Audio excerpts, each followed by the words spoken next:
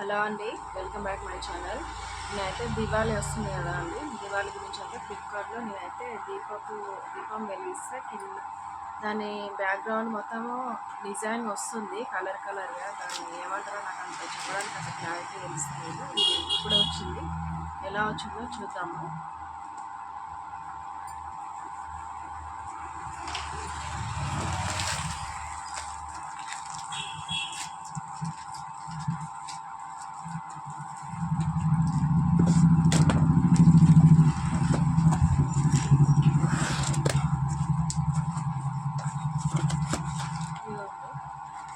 నేను గాజువి అనుకున్నా, కానీ ప్లాస్టిక్ అండి. మనకి వీటిలో పెట్టుకోవడానికి స్ప్రింగ్ అలాగే ఒత్తులు ఎలా వచ్చాయో మీకు చూపిస్తాను. డిఫరెంట్ డిజైన్స్ వచ్చినాయి.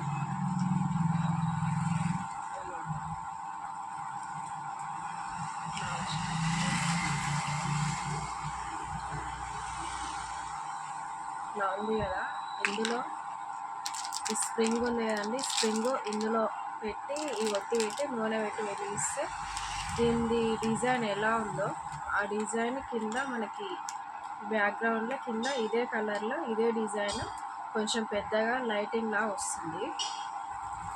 మీకు దివాళీ రోజు నేను మళ్ళీ అది దీపాలు వెలిగించిన తర్వాత చూపిస్తా. మొత్తం 12 వచ్చినాయండి. స్టార్ రెండు వచ్చినాయి డిజైన్కి. ఫ్లవరు కాకపోతే నేను ఇవి గాజు ఉంటాయి అనుకున్నా, కానీ గాజు కాదు, ప్లాస్టిక్ వచ్చింది. వెలిగిస్తే మనకి బాగుంటుండొచ్చు. ఫ్లవర్ మనకి ఈ సెట్ టోటల్ 12 అండి. 12 సెట్లో మనకి నేను 77 అని ఉండే, అట్లా అని ఆర్డర్ పెట్టిన. కాకపోతే అది 2 సెట్స్ వచ్చినాయి, 170 రూపీస్ అండి దీంట్లోకి. అంటే 12 + 12 24 వచ్చినాయి. సేమ్ డిజైన్, సేమ్ ఇలాంటి బాక్స్లో ఇంకో సెట్ వచ్చింది. ఇంకా సేమ్ డిజైన్స్ కానీ అది ఓపెన్ చేయట్లేదు, ఇది మాత్రం ఓపెన్ చేస్తున్నా. మనకి దీని షేప్ ఇవ్వండి, ఈ డిజైన్ వచ్చింది. వెలిగిస్తే బాగానే ఉండొచ్చు. మొత్తం రెడీ అయిన తర్వాత ఆ లుక్ వేరే ఉంటుంది.